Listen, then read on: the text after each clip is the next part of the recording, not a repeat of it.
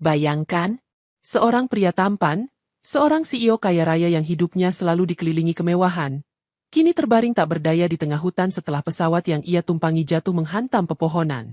Tubuhnya luka, napasnya berat, dan tak ada satupun orang yang mengenalnya di tempat itu. Di antara kabut pagi dan dingin yang menusuk, seorang wanita petani cantik menemukan tubuhnya tergeletak. Dengan tangan gemetar namun hati penuh keberanian, ia menyeret pria itu ke gubuk kecilnya, tanpa tahu siapa sebenarnya lelaki yang ia selamatkan. Hari demi hari mereka hidup berdampingan, hingga sesuatu di hati mereka perlahan berubah. Ternyata, sahabat semuanya, sebelum kita mulai cerita ini, tuliskan dulu di kolom komentar, dari kota mana kalian menonton. Semoga yang subscribe channel ini, dimudahkan segala urusannya, dilapangkan rezekinya, disehatkan badannya, dan dikabulkan semua hajat dunia akhirat oleh Allah Subhanahu wa Ta'ala. Amin ya Rabbal Alamin. Sekarang mari kita mulai ceritanya. Tentang seorang pria tampan bernama Arga yang hidupnya selalu dikelilingi kesibukan hingga lupa bagaimana rasanya bernapas dengan tenang. Hari itu, ia duduk di kursi pesawat pribadi dengan wajah tegang. Kedua matanya terpaku pada layar laptop yang memancarkan angka-angka yang tak pernah memberinya ketenangan. Di luar jendela, langit tampak cerah, tapi hatinya gelap oleh ambisi yang tak pernah puas. Percepat perjalanan, ujar Arga pada kru, nada suaranya tajam meski tak ada alasan mendesak. Ia hanya ingin sampai lebih cepat, seolah waktu selalu menjadi musuh yang harus ditaklukkan. Namun Allah memiliki caranya sendiri menghentikan manusia yang terlalu congkak. Getaran halus merambat di lantai pesawat. Awalnya kecil, nyaris tak terasa. Lalu dalam hitungan detik berubah menjadi guncangan kuat yang membuat gelas air di meja melompat dan isinya tumpah ke kemeja mahal Arga. Apa ini? Serunya panik. Suara mesin melengking seperti jeritan besi tersayat. Angin menghantam badan pesawat, menciptakan dentuman yang menghantam dada dan merontokkan rasa aman. Lampu kabin berkedip-kedip, disusul peringatan darurat yang meraung keras. Mesin kiri terbakar. Kita kehilangan kendali. Teriak pilot dari kokpit. Arga membeku. Untuk pertama kalinya dalam hidup, ia merasa dunia tak mempedulikannya. Seakan semua prestasi, jabatan, dan kekayaannya tidak punya arti di hadapan maut. Pesawat menukik tajam. Sabuk pengaman menekan perutnya kuat-kuat. Laptop yang tadi ia pegang terpental dan menghantam dinding kabin. Arga berusaha bernapas, tetapi udara terasa berat, seperti ada tangan tak kasat mata yang menekan dadanya. Di luar jendela, awan berlari cepat, berubah menjadi bayangan kelabu. Lalu terlihat puncak-puncak pohon yang menjulang gelap, mendekat terlalu cepat. Pegangan! Kita jatuh! Suara pilot menjadi teriakan terakhir yang mampu Arga dengar sebelum suara ledakan kecil memecah sayap pesawat. Tubuh Arga terlempar ke samping. Cahaya putih menyilaukan. Rasa sakit menyapu seluruh tubuhnya. Seperti tulang-tulangnya dihantam palu raksasa. Ia merasakan dunia memudar. Tanah, angin, suara dentuman. Semuanya bercampur hingga hanya menyisakan gelap pekat. Dalam kegelapan itu, Arga mencoba bergerak, tetapi tak mampu. Tubuhnya terlalu berat, napasnya tercekat. Ia hanya bisa mendengar samar deru angin dan suara dedaunan yang bergesekan. Ia tidak tahu berapa lama ia tak sadarkan diri. Hanya satu hal yang ia rasakan sebelum semuanya menjadi sunyi, ketakutan yang tak pernah ia rasakan sebelumnya. Ketakutan yang kelak akan mempertemukannya dengan seseorang yang sama sekali tak pernah ia bayangkan. Seseorang yang akan mengubah seluruh arah hidupnya. Itu sedang berjalan perlahan di antara semak basah setelah hujan malam. Lira, gadis petani yang mengenakan kain lusuh dan keranjang bambu di punggungnya, berhenti ketika melihat kawanan burung beterbangan panik dari arah dalam hutan. Nalurinya mengatakan ada sesuatu yang tidak biasa. Langkahnya terhenti ketika ia mencium bau hangus samar, bercampur aroma tanah basah. Lira menunduk, menyibak dedaunan yang terinjak berat. Arah jejak itu membawanya pada pemandangan yang membuat darahnya serasa berhenti mengalir. Serpihan logam pesawat tersangkut di batang pohon, beberapa bagian masih mengeluarkan asap tipis. Di bawahnya, di antara rerumputan yang rebah, seorang pria tergeletak dengan tubuh berlumur tanah dan darah. Napasnya pelan, hampir tak terdengar. Lira menahan jerit. Ya Allah, siapa dia? Ia tak pernah melihat pria berpakaian semahal itu. Kemejanya robek, jam tangannya retak. Wajahnya tampan namun pucat seperti kehilangan seluruh warna kehidupan. Hujan yang turun malam tadi membuat rambutnya basah dan menempel di kening. Lira mendekat, lututnya gemetar. "Tuan, dengar saya? Tuan?" Tidak ada jawaban. Hanya desah napas tipis yang nyaris menghilang. Lira menggigit bibirnya. Jarak ke desa terlalu jauh. Jika ia kembali mencari bantuan, pria ini bisa mati sebelum ia kembali. Ia menatap tubuh itu. Besar, berat, dan jauh di luar kemampuan fisiknya. Tetapi hatinya tidak rela membiarkannya mati sendirian di hutan. Dengan tekad yang lahir dari kepedihan hidupnya sendiri, Lira menurunkan keranjang bambu dari punggungnya, lalu menyelipkan tangannya di bawah tubuh pria itu. "Maafkan saya, Tuan, saya harus memindahkanmu," gumamnya lirih. Tubuh Arga lebih berat dari dugaan. Setiap kali Lira menarik, rumput basah membuatnya tergelincir. Punggungnya perih, tangannya mulai gemetar, namun ia terus berusaha. Berkali-kali ia hampir jatuh, tapi wajah pucat pria itu seakan memaksanya bertahan. Hujan rintik turun lagi, menambah dingin pada udara pagi. Lira mengelap air di wajah pria itu sambil terengah. "Tolong bertahan, saya mohon." Dengan perjuangan panjang, ia berhasil menyeret Arga ke jalur tanah yang lebih rata. Dari sana, ia menuntun tubuh itu menuju gubuk kayu miliknya. Setiap meter terasa seperti 1 kilometer. Nafasnya panas, tubuhnya bergetar, tetapi langkahnya tak pernah berhenti. Ketika akhirnya gubuk kecil itu tampak di depan mata, Lira hampir menangis lega. Ia membuka pintu kayu yang rapuh, lalu membaringkan Arga di tikar tua yang menjadi satu-satunya alas tidur mereka. Tubuh Arga dingin. Detak jantungnya lemah. Lira segera mengambil kain hangat, merebus air di tungku, dan merawat luka-lukanya dengan dedaunan obat yang ia hafal sejak kecil. Di saat itulah, untuk pertama kali, Arga mengerang pelan. Suara samar yang membuat hati Lira mencelos. Ia tidak tahu siapa lelaki asing itu. Namun satu hal pasti, mulai detik itu, takdir keduanya telah saling terkait, meski belum satu pun dari mereka mengetahuinya. Terutama ketika malam turun dan gubuk kecil itu hanya diterangi cahaya api tungku yang berkedip-kedip. Lira duduk di samping Arga, memeriksa kembali luka di pelipis dan lengannya. Darah sudah berhenti, tetapi memar menghiasi hampir seluruh tubuhnya. Tiba-tiba, Arga bergerak. Napasnya memburu, keningnya berkerut seakan dilanda mimpi buruk. Lira buru-buru memegang lengannya. "Tenang, kau aman sekarang," bisiknya lembut. Arga membuka mata dengan tiba-tiba, terkejut, seperti seseorang yang baru muncul dari kedalaman gelap. Pandangannya kabur, tetapi bayangan seseorang berdiri di dekatnya membuatnya spontan menarik diri. "Siapa kau?" Suaranya serak, penuh panik. Lira mundur sedikit, mengangkat kedua tangannya. "Namaku Lira. Kau jatuh, aku menemukanmu di hutan." Arga menatap sekeliling. Dinding kayu, genteng bocor, aroma dedaunan obat, dan tikar kasar yang ia tiduri. Wajahnya mengeras. "Apa tempat ini? Mengapa aku di sini?"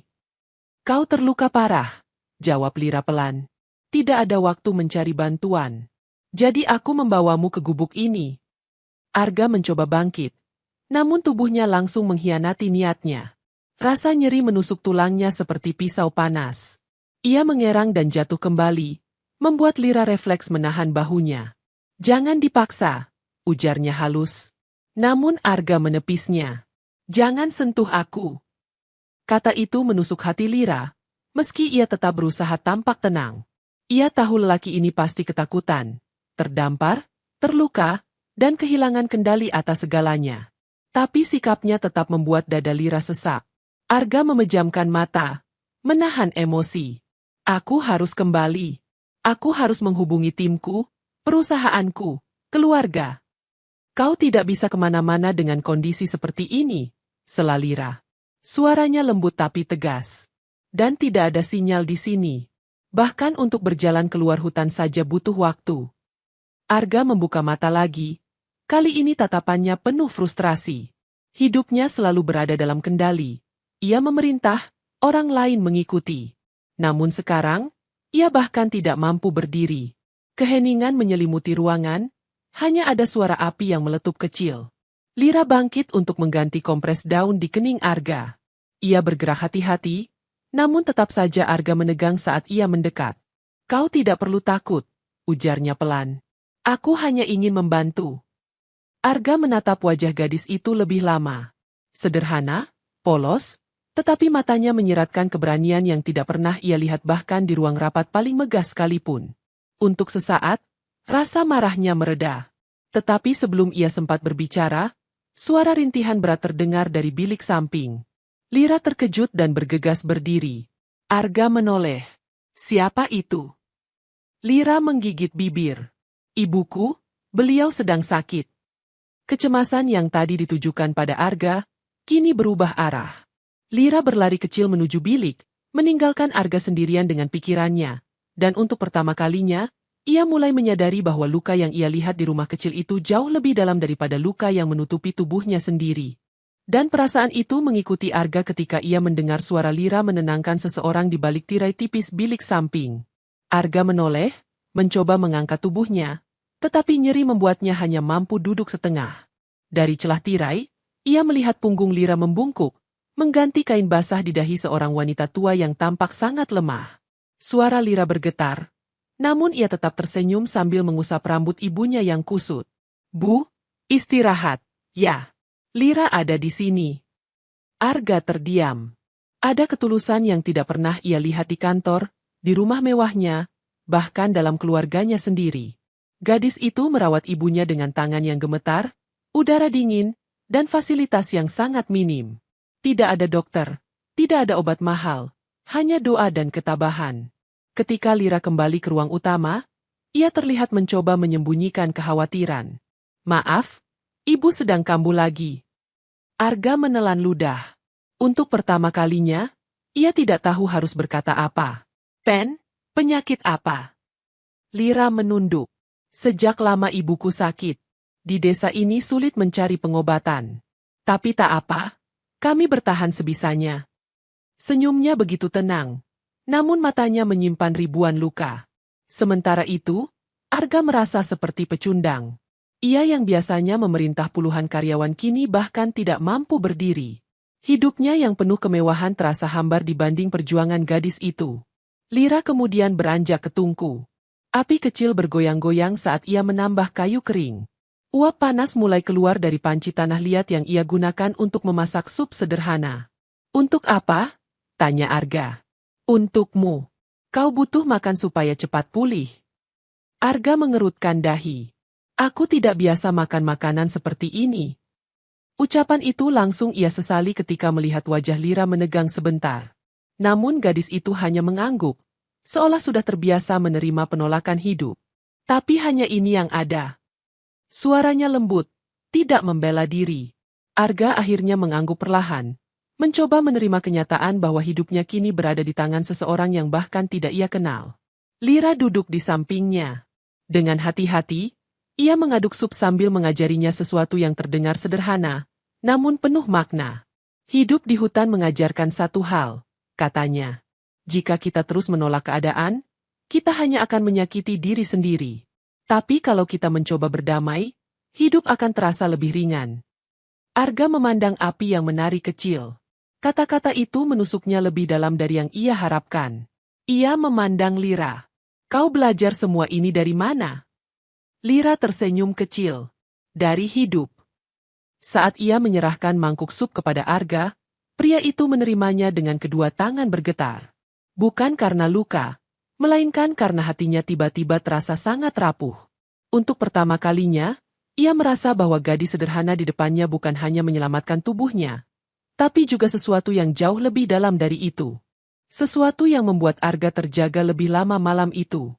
Ketika angin malam merayap masuk melalui celah-celah dinding kayu, Arga mendengar suara lembut Lira dari bilik samping, berusaha menenangkan ibunya yang kembali gelisah. Ada ketakutan halus dalam suara Lira, tetapi setiap kali ia kembali muncul di ruang utama, senyumnya selalu sama, hangat, lembut, seolah tidak ada badai yang sedang menghancurkan hatinya. Arga berbaring dengan pandangan menatap atap, mencoba memproses apa yang terjadi. Baru beberapa jam yang lalu, ia seorang CEO yang disanjung banyak orang. Kini ia terbaring di gubuk kecil dengan luka-luka yang berdenyut, tubuh lemah, dan hati yang kacau. Namun ada satu hal yang membuatnya tetap terjaga. Wajah Lira yang selalu berusaha tenang meski beban hidupnya jauh lebih berat darinya. Pagi itu, Ketika matahari mulai mengintip dari balik pepohonan, Lira muncul sambil membawa setumpuk kayu kecil. Napasnya terengah, namun ia tetap tersenyum. "Kau sudah bangun? Bagaimana lukamu?" tanyanya sambil meletakkan kayu di dekat tungku. Arga memperhatikan wajahnya. Ada lingkaran gelap di bawah matanya, pertanda ia tidak tidur semalaman. "Kau tidak istirahat?" tanya Arga lirih. Lira menggeleng pelan. "Ibu tidak tidur, jadi aku menemani." Arga menelan ludah, rasa bersalah merambat perlahan. Selama ini, ia tidak pernah peduli pada orang lain. Dunia berputar di sekeliling ambisinya. Namun di sini, di gubuk sederhana ini, seorang gadis yang bahkan tidak mengenalnya rela mengorbankan tidurnya demi ibunya dan demi merawat dirinya. Saat Lira menyalakan tungku, tangannya sedikit gemetar. Arga memperhatikannya, dan untuk pertama kalinya dalam hidup, ia ingin melakukan sesuatu, apapun, agar gadis itu beristirahat. "Tunggu," ucap Arga pelan. "Biarkan aku mencoba." Lira menoleh dengan mata membesar. "Kau? Menyalakan tungku?" Arga mengangguk, meski dirinya sendiri tak yakin. Ia mencoba bangkit, namun rasa sakit membuatnya meringis. Lira spontan mendekat, menahan bahunya agar tidak jatuh. "Jangan dipaksa," ujarnya lembut. Namun Arga tetap mencoba, bukan karena ingin memaksa tubuhnya, tetapi karena ia tidak tahan melihat Lira memikul semuanya sendirian. Namun setelah beberapa detik mencoba bangun, tubuhnya kembali terkulai. Nafasnya berat, keringat dingin muncul di dahinya. Lira menatapnya dengan ekspresi yang sulit dijelaskan, campuran iba dan kekuatan. "Tak apa," katanya sambil tersenyum. "Kau belum pulih. Biarkan aku yang lakukan, ya?" Senyum itu, senyum yang seperti cahaya kecil di tengah gelap hatinya. Arga terdiam. Ada sesuatu dalam senyum itu, keteguhan, kelembutan, dan kekuatan yang ia sendiri tak pernah punya, yang perlahan mulai mengikis ketakutan terdalamnya. Ketika Lira kembali sibuk dengan tungku, Arga menyadari sesuatu yang membuat dadanya hangat. Dalam dunia yang jatuh berantakan, senyum gadis itu menjadi satu-satunya hal yang membuatnya merasa masih punya harapan. Dan rasa itu menempel di benak Arga sepanjang pagi ketika Lira membawa 2 cangkir air hangat dari tumbuhan yang ia rebus sendiri. Aroma herbal samar memenuhi ruangan kecil itu, membuat suasana terasa lebih hidup daripada hatinya yang selama ini penuh ambisi. "Minum ini," ujar Lira, "untuk mengurangi nyeri." Arga menerimanya pelan. Tangan mereka bersentuhan sekilas, namun cukup membuat dada Arga bergetar aneh. Sensasi yang tidak pernah ia rasakan bahkan saat menandatangani kontrak bernilai miliaran. Ketika Arga mencoba meneguknya, rasa pahit langsung menyergap. Wajahnya meringis spontan. Lira menahan tawa kecil. "Kau harus menghabiskan itu, kalau mau cepat pulih." Arga memutar mata kecil, tetapi untuk pertama kali sejak kecelakaan, bibirnya melengkung membentuk senyum tipis. Senyum yang jarang ia tunjukkan bahkan kepada orang kantornya. Setelah beberapa jam beristirahat, Arga mencoba berdiri dengan bantuan dinding. Tubuhnya masih goyah, tetapi setidaknya ia merasa lebih kuat dari sebelumnya. Melihat itu, Lira segera menghampiri. "Hati-hati, kau belum benar-benar pulih." Arga mengangguk, namun matanya justru tertarik pada sesuatu di luar jendela gubuk. Ladang kecil dengan cabai, singkong, dan daun-daunan yang tampak subur meski tanahnya keras. Lira menangkap arah pandangnya dan tersenyum bangga. "Itu ladangku. Setiap pagi aku ke sana sebelum matahari naik." Arga terdiam beberapa saat.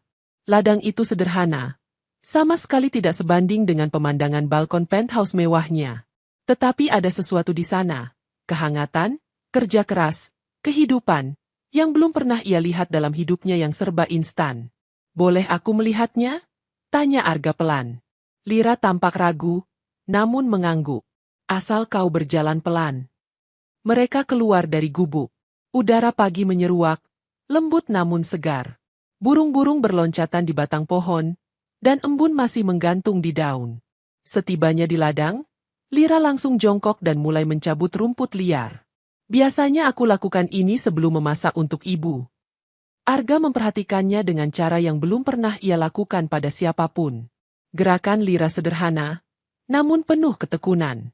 Tangannya cekatan, wajahnya tenang, meski ada lelah yang tampak jelas. Arga ikut berjongkok, mencoba melakukan hal yang sama. Namun baru satu genggam rumput ia cabut, ia langsung tersandung ke belakang dan jatuh terduduk. Lira spontan menahan tawa. "Kau belum biasa," katanya sambil tersenyum. Arga mengusap belakang kepalanya. "Malu?" "Ya, aku tidak pernah melakukan hal seperti ini." "Tidak apa," balas Lira lembut. "Setiap orang punya awal." Ada sesuatu dalam kata-kata itu yang membuat Arga diam. Di dunia bisnis, ia selalu dituntut sempurna, cepat, dan tidak boleh gagal. Namun di sini, kegagalan kecilnya justru membuat Lira tersenyum. Saat Lira kembali fokus dengan ladang, Arga memperhatikan matahari yang naik perlahan di balik pepohonan. Cahaya emas itu memantul di wajah Lira, membuat gadis itu tampak seperti bagian dari alam itu sendiri, tenang, kuat, dan murni. Untuk pertama kalinya, Arga melihat kehidupan yang tidak didukung oleh teknologi, uang, atau ambisi. Dan anehnya, itu terasa jauh lebih indah daripada semua pencapaian yang pernah ia dapatkan. Namun hati Arga juga mulai diliputi kegelisahan. Karena semakin ia melihat dunia yang Lira jalani, semakin ia merasa bahwa dirinya sama sekali tidak cocok berada di dalamnya. Sebuah kenyataan yang membuat Arga gelisah sejak mereka kembali menuju gubuk kecil itu. Lira berjalan beberapa langkah di depannya, membawa keranjang kecil berisi sayur hasil ladang pagi itu. Arga berusaha mengikuti, meski setiap gerakan membuat lukanya berdenyut. Namun kegelisahan di dada Arga lebih sakit daripada luka fisik manapun. Sampai mereka tiba di gubuk, Lira tidak banyak berbicara. Ia langsung mengatur sayuran, menyiapkan sesuatu untuk dimasak, dan sesekali melirik ke bilik tempat ibunya terbaring. Arga memperhatikannya. Ada sesuatu berbeda pada Lira hari itu. Senyumnya tetap ada, tetapi tidak selebar biasanya. Matanya tampak lebih lelah, tetapi ia menyembunyikannya dengan kecekatan gerak yang ia lakukan tanpa mengeluh. "Lira," panggil Arga pelan. Gadis itu menoleh, tersenyum tipis. "Kenapa? Lukamu sakit lagi?" Arga menggeleng. "Tidak. Aku hanya ingin bertanya sesuatu." Lira berhenti mengiris sayur. "Apa?" Arga menelan napas. Jujur ia tidak terbiasa berbicara tentang perasaan.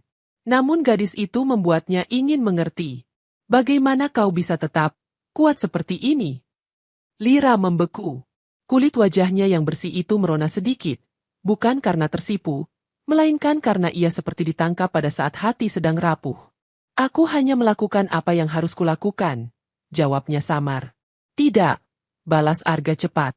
"Aku lihat yang kau lakukan lebih dari sekadar harus.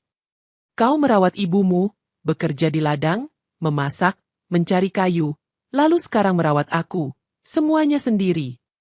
Lira kembali menunduk. Tangannya gemetar ringan, namun ia mencoba menegarkannya. "Lira," Arga mendekat sedikit. "Apa yang sebenarnya kau hadapi? Aku bisa melihat, ada sesuatu yang kau sembunyikan." Untuk sesaat, suara angin yang merayap di celah dinding menjadi satu-satunya suara yang terdengar. Lira menghela napas panjang, lalu duduk di tikar, tepat di seberang Arga. Ia menatap lantai tanah, bukan Arga. "Aku tidak ingin membebani siapapun," ucapnya lirih. Arga menatapnya lebih serius. "Kau tidak membebani. Aku ingin mengerti." Lira mengangkat wajah, matanya berkaca. Bukan tangis meledak, melainkan kesedihan yang sudah terlalu lama dipendam. "Ibu sudah sakit lama," katanya pelan. "Sejak aku kecil, beliau sering kambuh. Ayah meninggal beberapa tahun lalu karena kecelakaan di ladang. Sejak saat itu, hanya aku yang merawat ibu." Arga menahan napas. Ia tidak mengira kehidupan gadis itu sesulit ini.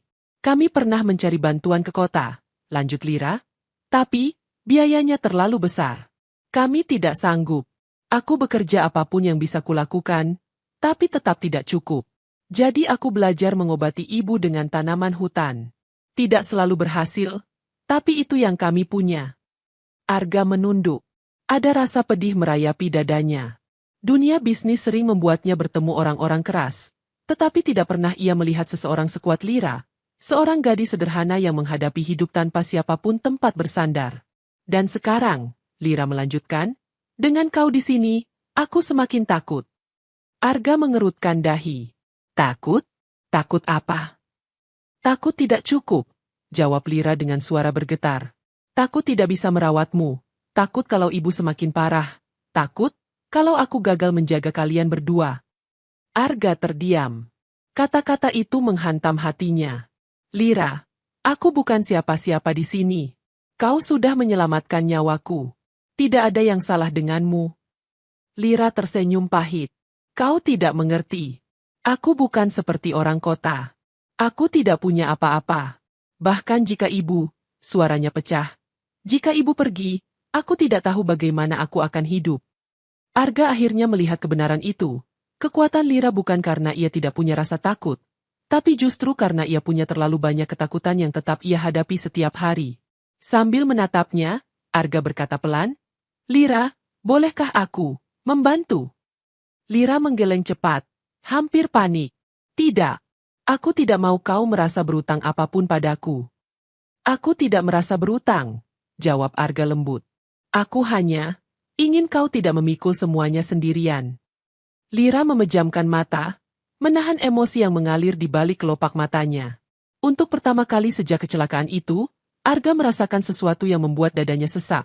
Ia tidak hanya ingin dianggap sebagai seseorang yang ditolong, tetapi seseorang yang bisa diizinkan untuk ikut menjaga. Namun sebelum ia sempat berkata lebih jauh, suara batu keras dari bilik ibunya memotong momen itu, membuat Lira spontan bangkit dan berlari ke dalam.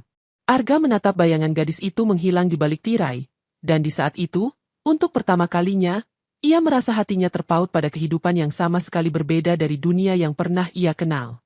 Dan semakin ia mengenal kegelapan yang disembunyikan Lira, semakin ia takut bahwa suatu hari nanti, ia akan kehilangan gadis itu, bahkan sebelum sempat mengatakan apa yang mulai tumbuh di dalam dirinya.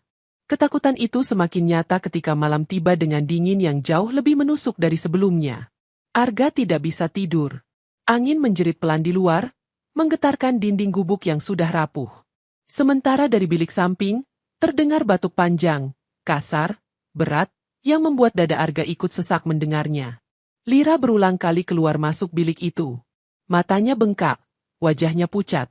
Namun ia tetap berusaha tersenyum setiap kali pandangannya bertemu Arga. Senyum yang kini tak lagi terlihat seterang sebelumnya. Bagaimana keadaan ibumu? Tanya Arga pelan ketika Lira kembali ke ruang utama. Lira duduk, kelelahan, kedua bahunya turun seperti kehilangan kekuatan. Lebih parah daripada kemarin, suaranya bergetar. Demamnya tinggi. Aku kehabisan tanaman obat untuk menurunkannya. Arga ingin berdiri, ingin melakukan sesuatu, apapun. Tapi tubuhnya masih belum pulih. Luka di rusuknya menusuk ketika ia mengubah sedikit posisi duduk. Ia menggenggam tikar, frustrasi atas ketidakmampuannya. Kita harus mencari obat ke desa, katanya tiba-tiba. Lira terkejut. Tidak mungkin. Kau belum kuat berjalan jauh. Dan jaraknya sangat jauh. Tuan Arga. Hutan ini tidak mudah dilewati. Tidak peduli. Arga menatapnya. Aku tidak bisa diam saja melihatmu kelelahan sendirian. Lira menunduk.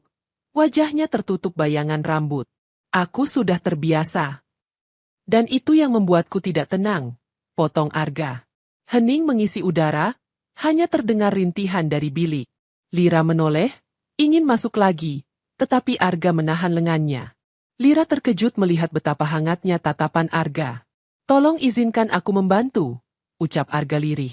Namun sebelum Lira sempat menjawab, suara gemuruh keras mengguncang dinding. Bukan hewan, bukan angin. Tapi suara tanah longsor kecil di sisi bukit belakang gubuk. Debu masuk dari celah dinding. Lira berdiri panik. Tanahnya labil sejak hujan semalam, katanya cemas. Kita harus memastikan tidak ada bagian yang rusak. Ia berlari keluar membawa lampu minyak. Arga memaksakan diri bangkit dan menyusul. Meski napasnya megap dan tubuhnya seperti hendak rubuh. Ketika ia keluar gubuk, ia melihat bagian tanah di belakang rumah benar-benar retak. Jika hujan turun lagi, mungkin gubuk itu bisa roboh. Lira memegang kepalanya frustasi. Kalau ini ambruk, aku tidak punya tempat lain untuk tinggal. Ibu. Arga melihat wajah Lira yang hampir putus asa, dan hatinya seakan diremas.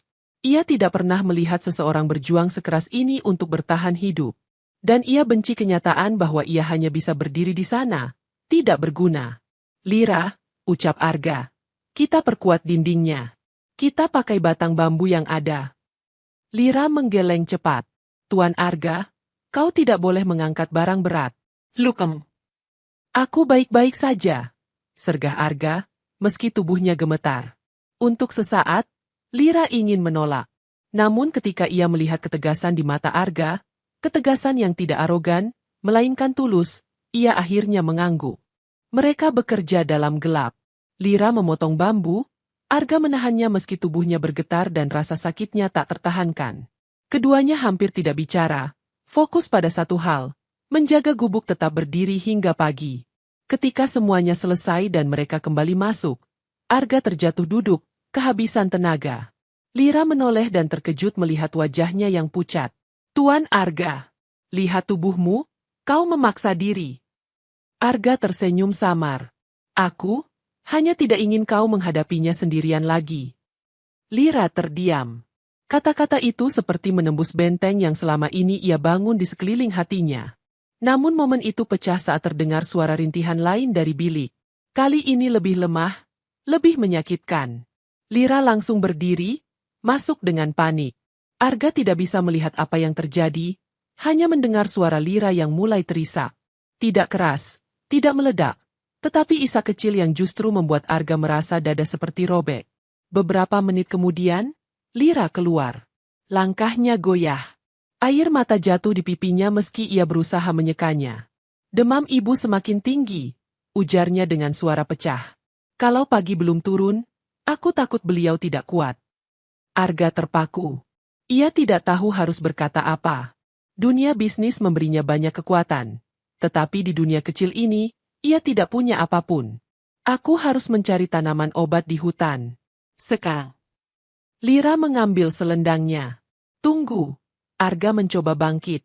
Aku ikut. Kau tidak bisa. Lira menoleh tajam. Ini malam hari. Hutan berbahaya. Dan kau tidak dalam kondisi. Aku tidak mau kau pergi sendirian. Arga bersikeras. Lira berhenti. Nafasnya berat. Ada ketakutan yang dalam di matanya. Bukan pada hutan, bukan pada gelap, tapi pada kehilangan. Namun ia akhirnya menggigit bibir dan berkata lirih. Kalau kau ikut, aku malah takut sesuatu terjadi padamu. Aku tidak boleh kehilangan 2 nyawa dalam 1 malam. Ucapan itu membuat Arga membeku. 2 nyawa. Ia dan ibunya. Lira memeluk selendang di dadanya. Tuan Arga, tolong, tetaplah di sini. Untuk pertama kalinya, kumohon, dengarkan aku. Arga membeku. Dan untuk pertama kali sejak kecelakaan, ia menurut. Lira keluar ke gelap hutan hanya dengan lampu minyak kecil. Angin malam menerpa rambutnya. Tubuhnya gemetar, tetapi langkahnya tegas. Arga memandang dari pintu dengan hati yang seperti diremas. Setiap detik yang berlalu terasa seperti ancaman. Ia ingin mengejar, ingin melindungi, namun tubuhnya tak bisa bergerak. Dan untuk pertama kalinya sejak ia terdampar, Arga merasakan ketakutan bukan karena ia tak berdaya, tetapi karena seseorang yang berarti baginya kini menghadapi bahaya sendirian. Dan rasa itu menghentak Arga lebih kuat daripada guncangan pesawat yang pernah hampir merenggut nyawanya. Ia berdiri di ambang pintu gubuk, tubuhnya gemetar menahan nyeri, tapi hatinya jauh lebih sakit melihat lampu minyak kecil yang dibawa Lira perlahan menghilang di telan gelap hutan. Angin malam bertiup lebih dingin, menusuk tulang. Pepohonan berderak seakan memberi peringatan, dan suara hewan liar terdengar samar dari kejauhan. Arga mengepalkan tangan, menekan luka di rusuknya, merasakan denyutan tajam yang membuat napasnya tertahan. Namun meski tubuhnya menolak, hatinya berteriak ingin berlari mengejar Lira. Tapi ia tidak bisa. Lira benar, ia hanya akan menjadi beban. Arga kembali masuk, menutup pintu pelan.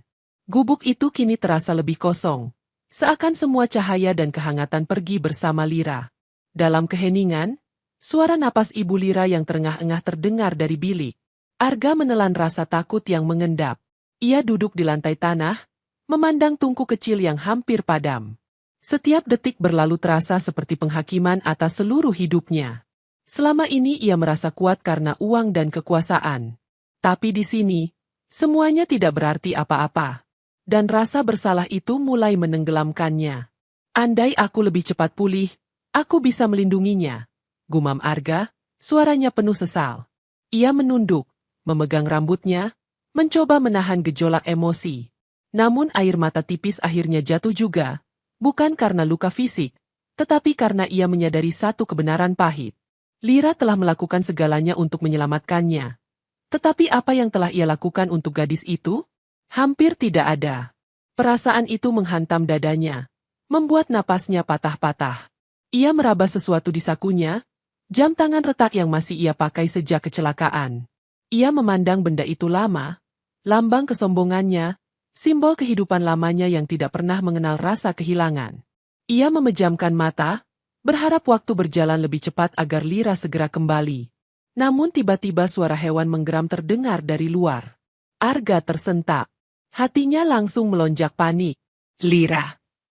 Ia berdiri, memaksakan tubuhnya menahan nyeri yang membuat kakinya hampir goyah. Ia menatap pintu, setengah berharap Lira akan muncul. Namun bayangan gelap masih menelan luar sana. Arga kembali duduk perlahan, menahan sesak di dada. Ketakutan itu tumbuh semakin kuat. Ketakutan kehilangan seseorang yang bahkan belum sempat ia ungkapkan apapun padanya. Beberapa menit kemudian, suara batuk keras dari bilik membuat Arga tergerak. Ia masuk dan duduk di samping Ibu Lira, memegang tangan wanita tua itu yang dingin dan lemah.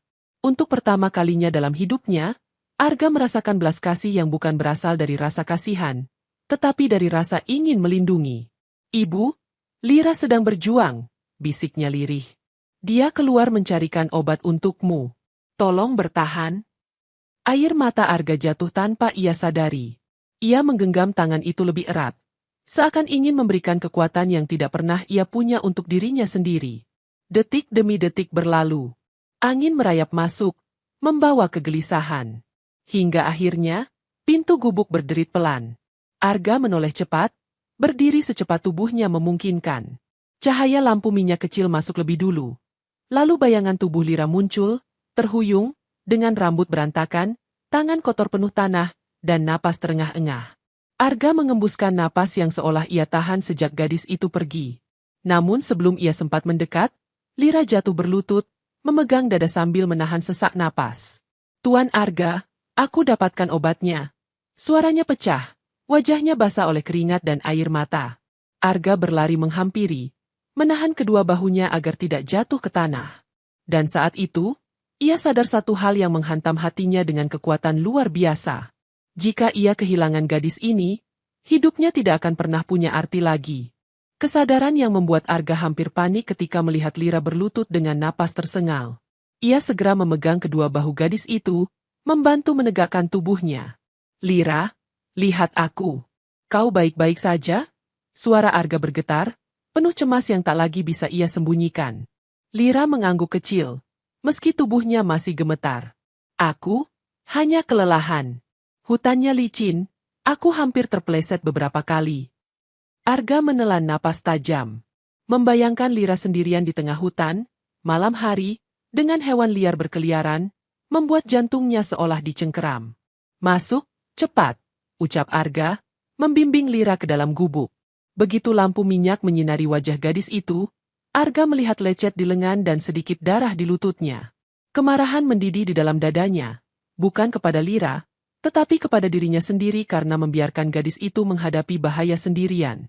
Aku tidak apa-apa, bisik Lira, mencoba tersenyum. Tidak. Suara Arga tegas namun lembut. Kau jelas tidak baik-baik saja. Tanpa banyak bicara, Arga mengambil kain bersih, membasahinya, dan mulai membersihkan luka di lengan Lira. Gerakannya kaku, bukan karena tidak tahu caranya, tetapi karena ia takut membuat gadis itu kesakitan. Lira menunduk, memperhatikan ekspresi Arga yang begitu serius, begitu lembut. Begitu berbeda dari kesan keras yang ia lihat saat pria itu pertama kali sadar. Tuan Arga, panggilnya pelan. Iya. Kau tidak perlu melakukan ini. Aku bisa sendiri. Arga menghentikan gerakan tangannya. Ia menatap mata Lira lama, dan suara hatinya yang selama ini ia kubur akhirnya pecah dalam kata-kata sederhana. Biarkan aku merawatmu, seperti kau merawatku. Lira membeku. Wajahnya memerah, bukan karena malu, tetapi karena ada sesuatu di matanya yang mulai bergetar. Sesuatu yang berusaha ia sembunyikan. Arga melanjutkan membersihkan lukanya perlahan. Tidak ada suara lain selain napas mereka yang pelan. Di luar, hutan kembali tenang, seakan ikut menjaga momen itu dari gangguan dunia. Setelah selesai, Arga bangkit hendak mengambil daun obat yang tadi Lira bawa. Namun ketika ia menoleh, ia melihat Lira sudah duduk di samping ibunya, menggenggam tangan wanita tua itu erat-erat. Arga mendekat. Obatnya bisa membantu. Insya Allah, jawab Lira sendu. Kalau demamnya turun, beliau akan stabil sampai besok. Arga menyerahkan daun obat itu, lalu berdiri di samping Lira. Tidak ada kata yang terucap, tetapi kehadirannya cukup membuat Lira tidak merasa sendirian. Gadis itu menggiling daun itu perlahan dengan batu kecil, mencampurnya dengan air hangat, lalu meneteskan ramuan itu ke bibir ibunya. Wanita tua itu menggeliat sedikit, seolah merasakan sentuhan anaknya. Lira menyentuh pipi ibunya, menahan air mata yang hampir jatuh. Arga duduk di lantai, menyandar pada dinding kayu rapuh. Kau pasti sangat sayang pada ibumu, ucapnya lirih. Lira tersenyum kecil, tatapannya menerawang. Beliau satu-satunya keluargaku. Aku tidak pernah meminta hidup mudah, hanya ingin beliau bertahan lebih lama. Arga menatap Lira lama. Setiap kata gadis itu seperti membuka lapisan-lapisan hidup yang selama ini tak pernah ia lihat. Hidup yang tidak berisi rapat, gedung tinggi, atau angka-angka besar, tetapi perjuangan nyata yang menuntut hati lebih dari apapun. Lira, panggil Arga tiba-tiba. Gadis itu menoleh. Tatapan mereka bertemu, dan untuk pertama kalinya, Arga tidak mengalihkan pandangan. Aku tidak pernah merasa seperti ini sebelumnya, ucap Arga pelan, hampir berbisik. Perasaan, ingin melindungimu, ingin berada di sampingmu. Entah kenapa, setiap kali melihatmu terluka atau lelah, rasanya dadaku ikut sakit.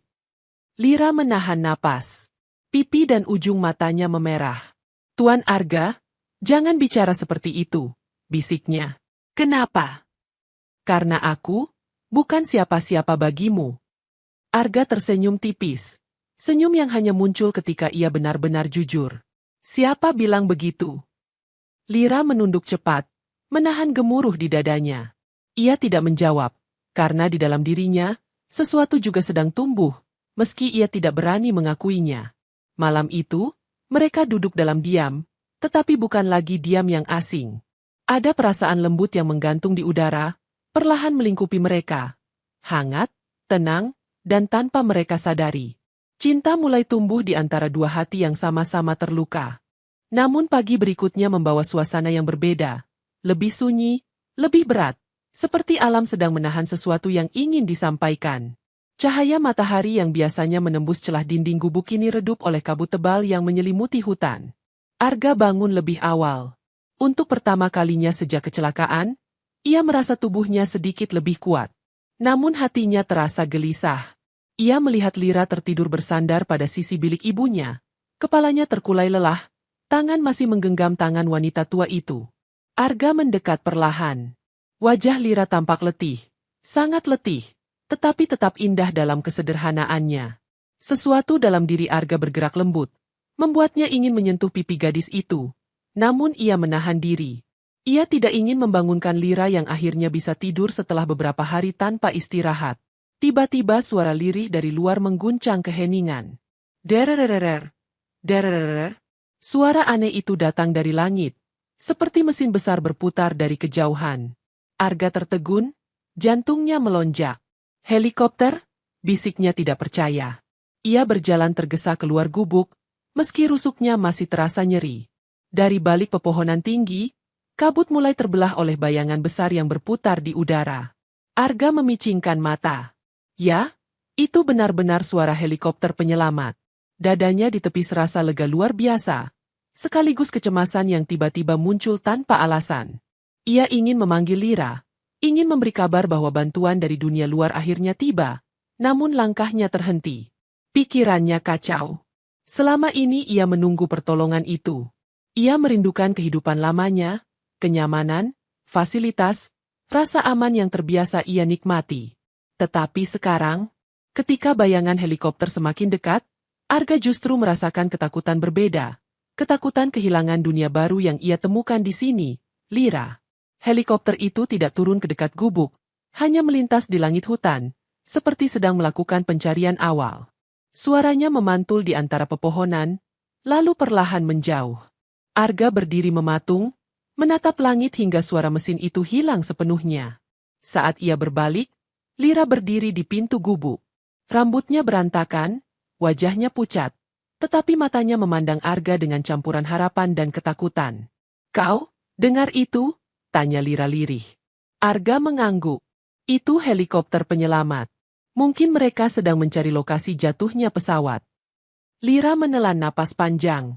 Tangannya meremas ujung bajunya. "Kalau mereka menemukanmu, kau akan pergi dari sini, ya?" Pertanyaan itu jatuh begitu saja. Namun seperti pisau yang menembus dada Arga. Ia ingin menjawab cepat. Ingin meyakinkan Lira bahwa ia tidak akan meninggalkannya. Tetapi keraguan menghantamnya. Bagaimana ia bisa menjanjikan sesuatu yang belum ia pahami sepenuhnya? Arga mengambil langkah mendekat. "Lira, aku tidak tahu apa yang akan terjadi nanti. Tapi satu hal yang aku tahu, aku tidak ingin pergi tanpa memastikan kau dan ibumu selamat." Lira menunduk, bahunya bergetar halus. Ada rasa takut dalam dirinya. Takut kehilangan satu-satunya teman yang membuat ia merasa tidak sendirian di dunia yang keras ini. Arga meraih tangannya perlahan. "Dengarkan aku. Aku ada di sini, dan selama aku di sini, aku tidak akan meninggalkanmu." Lira mengangkat wajah, air mata hampir jatuh. Namun sebelum ia sempat bicara, suara batu keras dari bilik ibunya memotong momen itu. Lira langsung berlari masuk. Arga mengekor cepat dan melihat perempuan tua itu menggeliat dengan napas tersengal-sengal, kepalanya panas, tubuhnya menggigil. "Demamnya naik lagi," ujar Lira panik. "Ramuan tadi harus diberi lagi." Arga membantu mengangkat tubuh wanita itu sedikit agar bisa meminum obatnya. Namun kali ini, meski ramuan sudah diberikan, tubuh ibunya tetap tak mereda.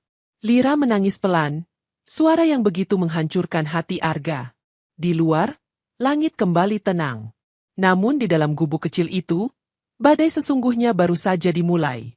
Dan Arga tahu, helikopter yang lewat tadi bukanlah pertanda akhir masalah. Justru, itu mungkin awal dari kehilangan yang terbesar. Dan firasat itu menghantui Arga saat ia melihat kondisi Ibu Lira semakin memburuk. Tubuh wanita tua itu panas seperti bara, napasnya tersengal-sengal, tangannya gemetar meski Lira berusaha mengusapnya dengan kain basah. "Bu, bertahan, ya?" lirih Lira sambil menahan air mata. Arga berdiri di belakangnya, merasa dadanya ikut tercekik. Ia ingin mengatakan sesuatu yang mampu menenangkan. Tetapi kata-kata apa yang bisa menenangkan seseorang yang sedang kehilangan dunia terakhirnya? Tiba-tiba suara mesin terdengar lagi, kali ini lebih dekat. "Der!" Lira menoleh cepat, wajahnya panik. "Itu helikopter lagi." Arga keluar gubuk, menatap langit. Benar, helikopter kini terbang lebih rendah, menyisir pepohonan seperti mengetahui ada kehidupan di bawah sana. Arga melambai, meski gerakannya terbatas. "Hei, di sini." Helikopter tidak langsung turun, tetapi bergerak memutar. Mungkin mereka menandai lokasi. Mungkin mereka akan kembali. Namun suara itu saja sudah cukup untuk mengguncang dunia Lira. Ia berdiri di ambang pintu, wajahnya pucat. "Tuan Arga, kalau mereka menemukanmu, kau harus pergi dengan mereka." Arga menoleh. "Aku tidak akan pergi tanpamu." Lira menggigit bibir, menahan tangis. "Jangan bilang begitu. Dunia tempatmu berasal, bukan dunia yang bisa kutinggali. Aku tidak cocok." Belum sempat Arga membalas, suara rintihan panjang terdengar dari dalam bilik. Lira langsung berlari masuk. Arga menyusul dengan langkah terpincang. Mereka mendapati Ibu Lira menggeliat lemah. Matanya terbuka setengah namun tidak fokus, napasnya semakin berat. Lira menggenggam tangan ibunya erat. Suara tangisnya pecah.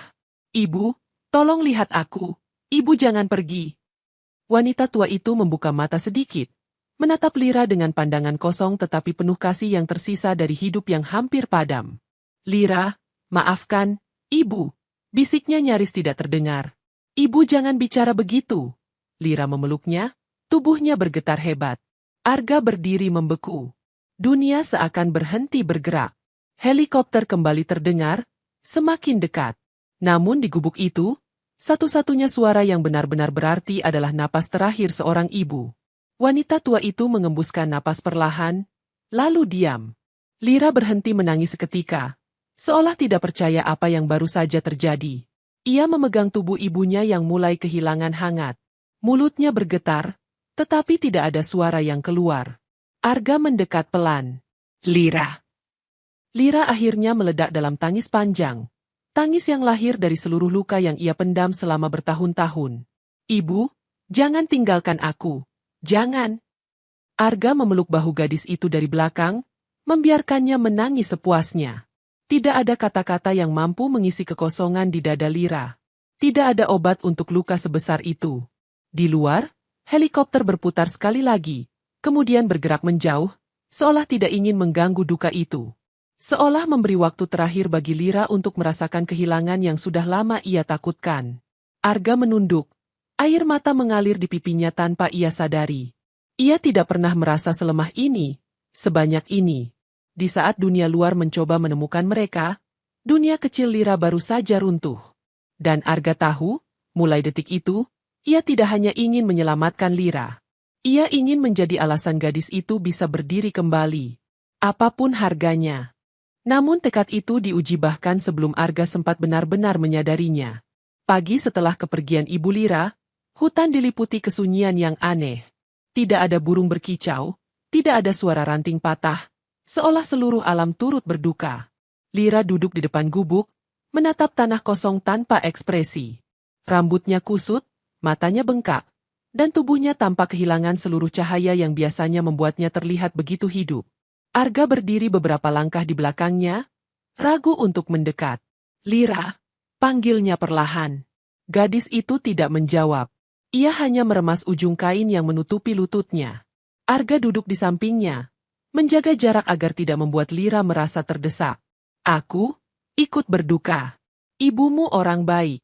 Beliau pasti. Jangan, potong Lira pelan, suaranya parau. Jangan beri aku kata-kata penghiburan. Itu tidak mengubah apapun. Arga terdiam. Ia menelan pahit keheningan itu. Lira menarik napas panjang, namun terdengar seperti seseorang yang hampir tenggelam. Tahukah kau? Ia menatap kedua tangannya sendiri. Selama bertahun-tahun aku bertahan untuk ibu. Aku bekerja, aku menahan rasa sakit, aku menolak pergi dari desa ini karena takut ibu mati sendirian. Arga menunduk, mendengarkan tanpa bernapas. Dan sekarang, beliau pergi. Suaranya pecah. Pergi. Saat aku tidak bisa melakukan apapun lagi. Air mata yang ia tahan semalaman akhirnya jatuh lagi. Lira memeluk lututnya, menggigil meski matahari mulai naik. Arga mendekat sedikit. Lira, jangan salahkan dirimu. Kau sudah melakukan lebih dari apapun yang mungkin bisa dilakukan seorang anak. Lira menggeleng cepat, keras. Kalau aku lebih kuat, kalau aku punya uang, kalau aku berani membawa ibu ke kota, mungkin dia tidak. Berhenti. Arga memegang bahu Lira, memaksanya menatap mata. Kau sudah memberikan segalanya. Jangan siksa dirimu. Namun Lira menepis tangannya. Apa yang kau tahu tentang kehilangan, Tuan Arga? Kau punya keluarga, rumah, dunia yang luas.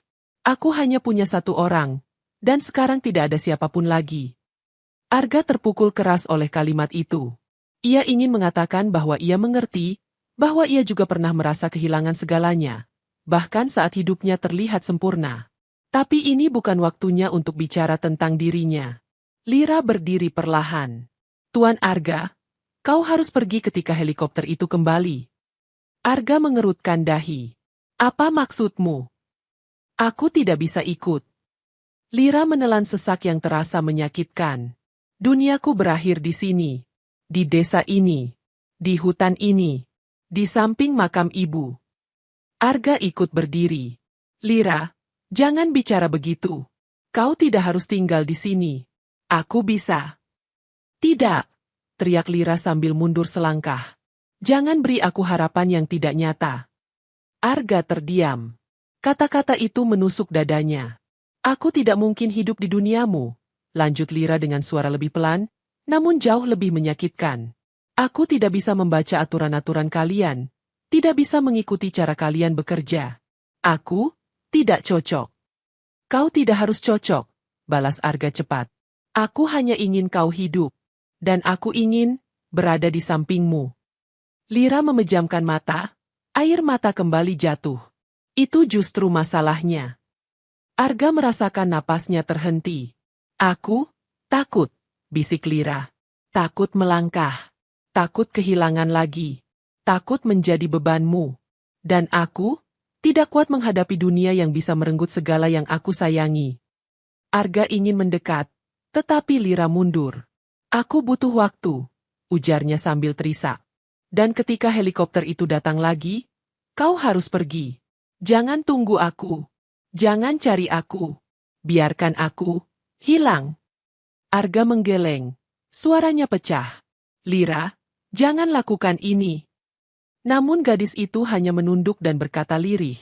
Aku sudah kehilangan satu dunia. Jangan paksa aku kehilangan dunia yang lain lagi.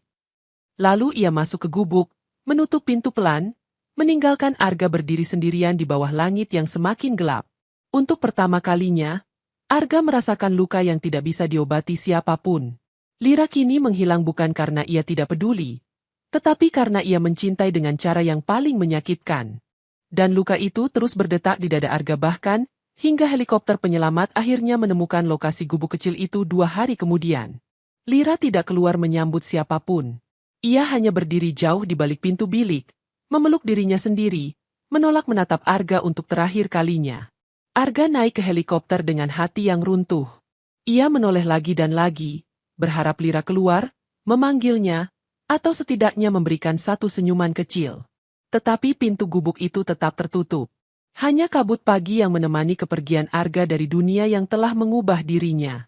Dan saat helikopter naik udara, Arga melihat sosok kecil Lira berdiri di samping makam ibunya. Kepalanya tertunduk, tubuhnya kaku seperti kehilangan seluruh kekuatannya. Pemandangan itu menghantam Arga lebih keras dari semua luka jatuhnya pesawat. Ia menutup mata, menggenggam kursi dengan tangan gemetar. Ia menyelamatkan nyawaku, tapi aku tak bisa menyelamatkan hatinya. Begitu tiba di rumah sakit kota, dunia terang benderang tiba-tiba terasa asing bagi Arga. Lampu-lampu putih, suara perawat yang sibuk, aroma antiseptik, semuanya seperti berasal dari kehidupan yang tidak lagi miliknya. Wajah-wajah orang yang ia kenal mendatanginya dengan kelegaan berlebihan. Tuan Arga, syukurlah Anda selamat. Kami sudah menghubungi direksi. Semua menunggu Anda. Kami harus segera menjadwalkan konferensi pers. Arga hanya mendengar gema kosong. Semua suara itu terasa jauh. Sangat jauh dari hutan, dari ladang kecil, dari gubuk reot tempat ia merasakan ketenangan untuk pertama kali dalam hidupnya. Dokter berbicara panjang lebar mengenai kondisinya, luka-lukanya, dan prosedur lanjutan. Arga hanya mengangguk tanpa fokus. Dunia kota menuntutnya kembali menjadi CEO, tuan besar, ikon keberhasilan. Namun satu hal kini hilang dari hidupnya, makna. Setelah beberapa hari perawatan, ia pulang ke penthouse mewahnya. Langit-langit tinggi, furnitur mahal, suara pendingin ruangan yang terus berdengung, semuanya terasa dingin. Ia berdiri di tengah ruangan, memandangi jendela besar yang menampilkan pemandangan kota. Di kaca itu, ia melihat pantulan dirinya. Rapi, berkuasa, tampan, tetapi kosong. Ia mengingat Lira. Rambutnya yang kusut saat pagi. Senyumnya yang lembut. Tatapan matanya yang kuat meski dipenuhi luka. Cara gadis itu mengucapkan namanya. Bahkan suara tangisnya menjadi gema yang terus mengejar Arga malam-malam berikutnya. Setiap kali menutup mata, ia melihat gubuk kayu itu. Mendengar suara hutan. Dan merasakan tangan Lira yang memegangnya saat ia terjatuh. Arga mencoba bekerja kembali. Namun rapat-rapat terasa memualkan.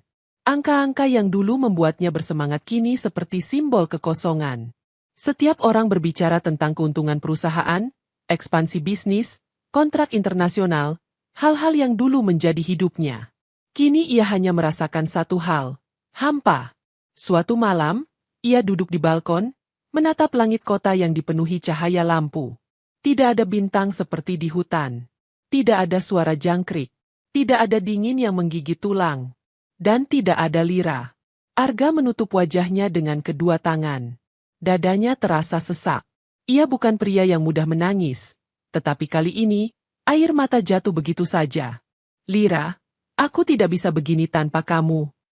Beberapa minggu berlalu. Tubuhnya semakin kuat. Tetapi jiwanya tidak. Ia mulai menjauh dari keramaian, lebih banyak menyendiri. Hingga suatu hari, ia menemukan benda kecil yang jatuh dari saku jaketnya. Selembar daun obat yang pernah diberikan Lira. Daun itu sudah mengering. Namun membawa kembali seluruh kenangan yang ia coba kubur. Saat itulah Arga akhirnya menyadari. Ia tidak bisa hanya menjadi kenangan dalam hidup Lira. Ia ingin kembali. Ia ingin memperbaiki semuanya.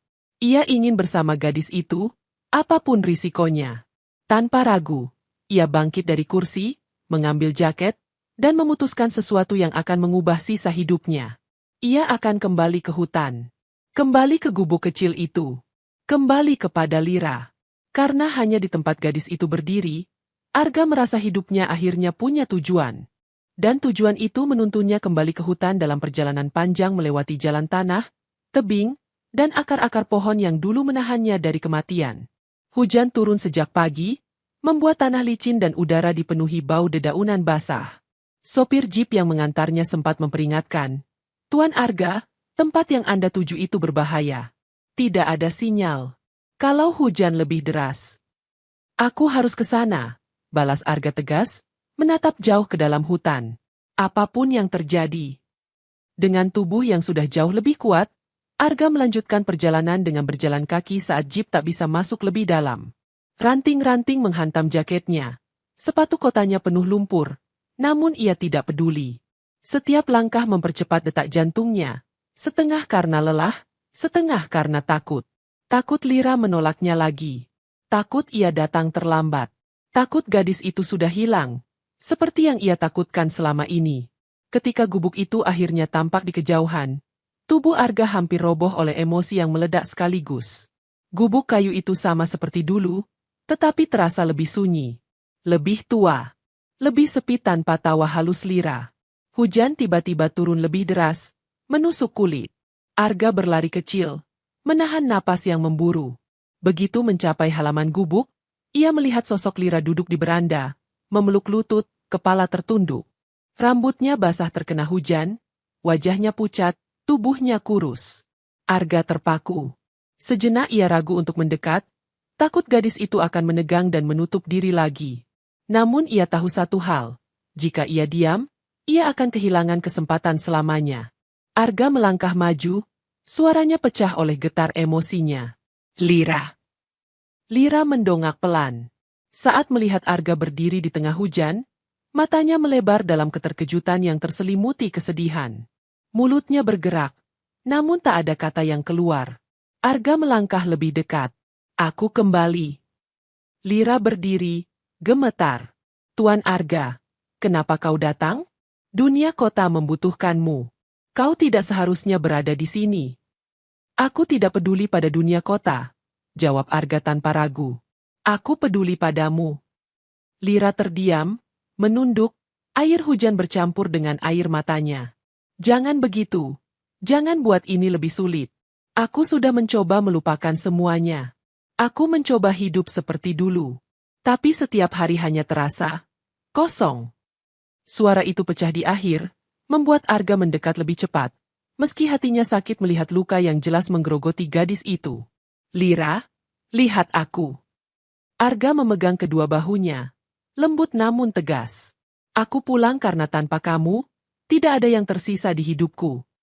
Lira menggeleng, air mata jatuh deras. "Aku takut, Tuan Arga. Dunia luar terlalu besar. Aku tidak mengerti cara hidupmu. Aku tidak ingin membuatmu malu." "Kau tidak pernah membuatku malu," potong Arga cepat. "Justru kau membuatku ingin menjadi manusia yang lebih baik." Lira terisak. "Aku hanya gadis petani, tidak ada yang spesial." Arga tersenyum samar, penuh luka dan cinta yang dalam. "Kau gadis yang menyeret tubuhku yang hampir mati dari hutan.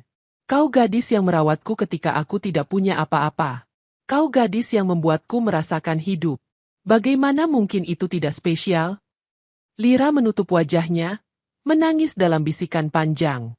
Hujan semakin deras, seakan langit ikut menangis bersama mereka. Arga memegang kedua tangan Lira, menurunkannya perlahan. Aku tidak datang untuk memaksamu ikut aku sekarang. Aku datang untuk mengatakan, aku tidak akan pergi dari hidupmu lagi. Aku akan tinggal di sini selama kau butuhku. Aku akan membangun kembali gubuk ini. Aku akan menjagamu. Lira menatapnya, matanya basah, penuh ketakutan dan harapan yang bertabrakan. Tapi, kalau aku gagal lagi, tanyanya lirih.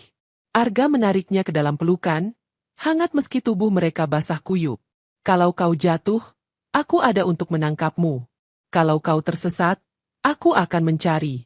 Kalau kau takut dunia luar, aku akan menghadapinya bersamamu. Pelukan itu pecah dengan tangis Lira yang akhirnya meledak bebas. Tangis kehilangan, tangis rindu, tangis lega. Ketika ia akhirnya memeluk balik Arga, tubuhnya bergetar, namun pelukannya kuat. Jangan tinggalkan aku lagi, bisiknya di dada Arga. Arga menutup mata, memeluknya lebih erat. Aku tidak akan pergi. Tidak lagi. Tidak pernah lagi. Hujan terus turun, namun kini terasa seperti restu dari langit, menghapus luka lama, menyiram tanah yang tandus, dan menumbuhkan harapan baru di antara dua hati yang akhirnya saling menemukan. Di beranda gubuk sederhana itu, Arga dan Lira memulai kembali hidup yang pernah hancur. Dengan cinta yang lahir dari luka,